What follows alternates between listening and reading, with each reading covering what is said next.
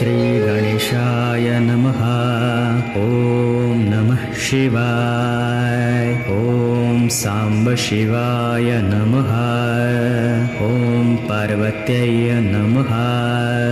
ॐ उमामहेश्वराभ्यां नमः। ॐ गौर्ये नमः। ॐ गणेशाय नमः। ॐ कार्तिकेय नमः। ॐ नमः शम्भवाय च मयोभवाय च नमः शङ्कराय च मयस्कराय च नमः शिवाय च शिवतराय च।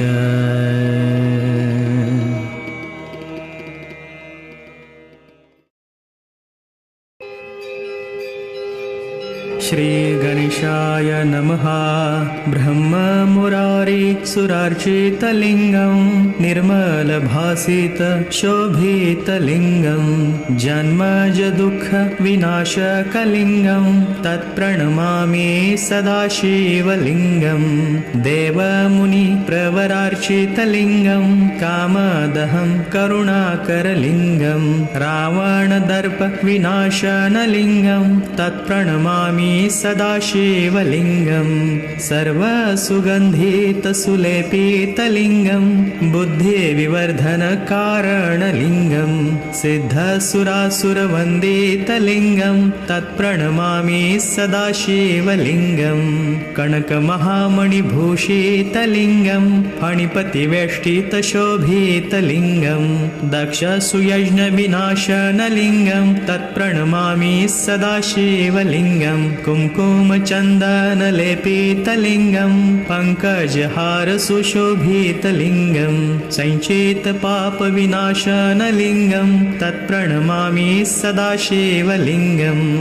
देवगणार्चितसेवितलिङ्गं भावैर्भक्तिभिरेव च लिङ्गं दिनकरकोटिप्रभाकरलिङ्गं तत्प्रणमामि सदाशिवलिङ्गम्। अष्टदलोपरिवेष्टितलिङ्गं सर्वसमुद्भवकारणलिङ्गम् अष्टदरिद्रविनाशनलिङ्गं तत्प्रणमामि सदाशिवलिङ्गम्। सुरगुरुसुरवरपूजितलिङ्गं सुरवणपुष्पसदार्चितलिङ्गं परात्परं परमात्मकलिङ्गं तत्प्रणमामि सदाशिवलिङ्गम्। लिङ्गाष्टकमिदं पुण्यं यः पठेत् शिवसन्निधौ शिवलोकमवाप्नोति शिवेन सह मोदते।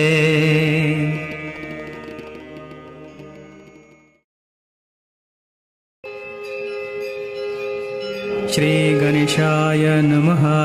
सौराष्ट्रदेशे विशदेति रम्ये ज्योतिर्मयं चन्द्रकलावतंसं भक्तप्रदानाय कृपावतीर्णौ तं सोमनाथं शरणं प्रपद्ये। श्रीशैलशृङ्गे विविधप्रसङ्गे शेषाद्रिशृङ्गेऽपि सदा वसन्तं तमर्जुनं मल्लिकपूर्वमेनौ नमामि संसारसमुद्रसेतुम्। अवन्तिकायां विहितावतारं मुक्तिप्रदानाय च सज्जनानाम् अकालमृत्युः परिरक्षणार्थं वन्दे महाकालमहासुरेशं। कावेरिका नर्मदयोः पवित्रे समागमे सज्जनतारणाय सदैव मान्धातृपुरे वसन्तम् ओङ्कारमीशं शिवमेकमीडे। पूर्वोत्तरे प्रज्वलिकानिधाने सदा वसन्तं तं गिरिजासमेतं सुरासुराराधितपादपद्मौ श्रीवैद्यनाथौ तमहं नमामि।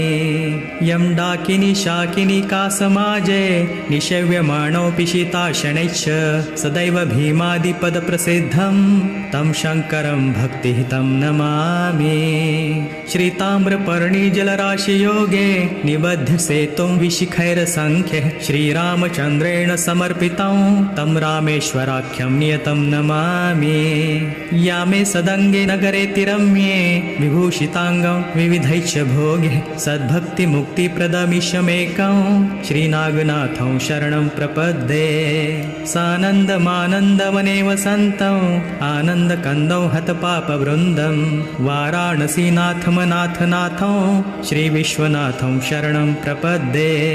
सह्याद्रिशीर्षे विमले वसन्तं गोदावरीतीरपवित्रदेशे यद्दर्शनात् पातकं पाशुनाशं प्रयाति तं त्र्यम्बकमीशमीडे महाद्रिपार्श्वे च तटे रमन्तं सम्पूज्यमानौ सततं मुनीन्द्रः सुरासुरैर्यक्षमहोरगाढ्ये केदारमिशं शिवमेकमीडे इलापुरे रम्य विशालकेऽस्मिन् समुल्लसन्तं च जगद्विरण्यं वन्दे महोदारतरस्वभावं वृष्णेश्वराख्यं शरणं प्रपद्ये ज्योतिर्मया द्वादशलिङ्गकाणां शिवात्मनानां प्रोक्तमिदं क्रमेण स्तोत्र पठित्वा मनुज्योतिभक्त्या फलं तदा लोके निजं भजेच्च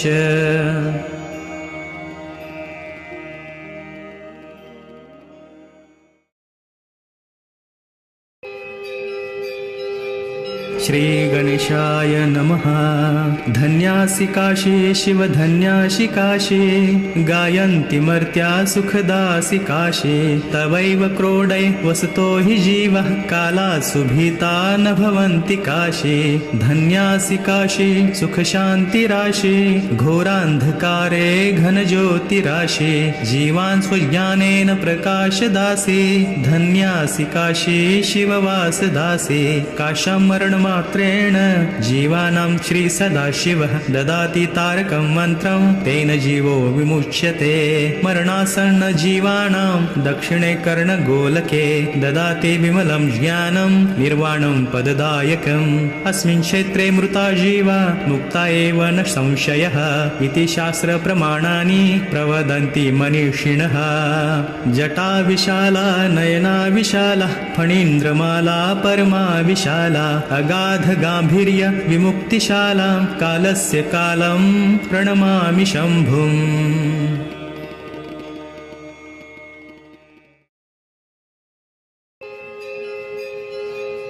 श्रीगणेशाय नमः। चरितं देवदेवस्य महादेवस्य पावनम् अपारं परमोदारं चतुर्वर्गस्य साधनं गौरीविनायकोपेतं पञ्चवक्त्रौ त्रिनेत्रकं शिवं ध्यात्वा दशभुजं शिवरक्षां पठेन्नरः गङ्गाधरः शिरः पातु भालौ अर्धेन्दुशेखरः नयने मदनध्वंसी कर्णो सर्पविभूषणः घ्राणौ पातु पुरारातिः मुखौ पातु जगत्पतिः जिह्वां वागीश्वरः पातु कन्धरां शितिकन्धरः श्रीकण्ठ पातु मे कण्ठौ स्कन्धो विश्वधुरन्धरः भुजो भूभारसंहर्ता करो पातु पिनाकधृ हृदयं शङ्करः पातु जठरं गिरिजापतिः नाभ्युं मृत्युञ्जयः पातु कटिं व्याघ्रजिनम्बरः सक्थिनी पातु दीनार्त शरणागतवत्सलः उरु महेश्वरः पातु जानुनी जगदीश्वरः जङ्घे पातु जगत्कर्ता गुल्फो पातु गणाधिपः चरणो करुणासिन्धु सर्वाङ्गाणि सदाशिवः एतां शिवबलोपेतां रक्षां यः सुकृति पठे स भुक्त्वा सकलान् कामान् शिवसायुज्यमाप्नुयात् ग्रहभूतपिशाचाद्यस्त्रैलोक्ये विचरन्ति ये दुरादाशु पलायन्ते शिवनामाभिरक्षणात् अभयङ्करनामेदं कवचं पार्वती पठे भक्त्या बिभर्ति यः कण्ठे तस्य वशं जगत्त्रयम् इमां नारायण स्वप्ने शिवरक्षां यथा दिश प्रातरुत्थाय योगीन्द्रो याज्ञवल्क्य तथा लिख।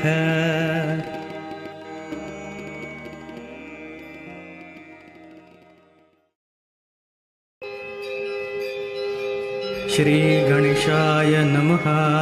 नमः शिवाभ्यां नवयौवनाभ्यां परस्पराश्लिष्टवपुर्धराभ्यां नागेन्द्रकन्या वृषकेतनाभ्यां नमो नमः शङ्करपार्वतीभ्यां नमः शिवाभ्यां सरसोत्सवाभ्यां नमस्कृताभीष्टवरप्रदाभ्यां नारायणेनार्चितपादुकाभ्यां नमो नमः शङ्करपार्वतीभ्यां नमः शिवाभ्यां वृषवाहनाभ्यां विरिञ्च विष्णवीन्द्र सुपूजिताभ्यां विभूतिपाटिरविलेपनाभ्यां नमो नमः शङ्करपार्वतीभ्यां नमः शिवाभ्यां जगदीश्वराभ्यां जगत्पतिभ्यां जयविग्रहाभ्यां जम्भारिमुखैरभिवन्दिताभ्यां नमो नमः शङ्करपार्वतीभ्यां पार्वतीभ्यां नमः शिवाभ्यां परमौषधाभ्यां पञ्चाक्षरी पंजररञ्जिताभ्यां प्रपञ्चसृष्टिस्थितिसंहृताभ्यां नमो नमः शंकर पार्वतीभ्यां नमः शिवाभ्यां अतिसुन्दराभ्याम् अत्यन्तमासक्तहृदम्बुजाभ्याम् अशेषलोकैकहितङ्कराभ्यां नमो नमः शंकर पार्वतीभ्यां नमः शिवाभ्यां कलिनाशनाभ्यां कंकालकल्याणवपुरधराभ्यां कैलासशैलस्थितदेवताभ्यां नमो नमः शंकर पार्वतीभ्यां नमः शिवाभ्यां शुभापहाभ्याम् अशेषलोकैकविशेषिताभ्याम् आकुण्ठिताभ्यां स्मृतिसंभृताभ्यां नमो नमः शंकर पार्वतीभ्यां नमः शिवाभ्यां रथवाहनाभ्यां रविन्दुवैश्वानरलोचनाभ्यां राकाशशाङ्काभमुखाम्बुजाभ्यां नमो नमः शंकर पार्वतीभ्यां नमः शिवाभ्यां जटिलन्धराभ्यां जरामृतेभ्यां च विवर्जिताभ्यां जनार्दनाब्जोद्भवपूजिताभ्यां नमो नमः शंकर पार्वतीभ्यां नमः शिवाभ्यां विषमेक्षणाभ्यां बिल्वच्छदामल्लिकदामभृद्भ्यां शोभावती शान्तवतीश्वराभ्यां नमो नमः शंकर पार्वतीभ्यां नमः शिवाभ्यां पशुपालकाभ्यां जगत्त्रयरक्षणबद्धदाभ्यां समस्तदेवासुरपूजिताभ्यां नमो नमः शंकर पार्वतीभ्यां स्तोत्रं त्रिसन्ध्यों शिवपार्वतीभ्यां भक्त्या पठे द्वादशकं नरो यः स सर्वसौभाग्यफलानि भुङ्क्ते शतायुरान्ते शिवलोकमेति।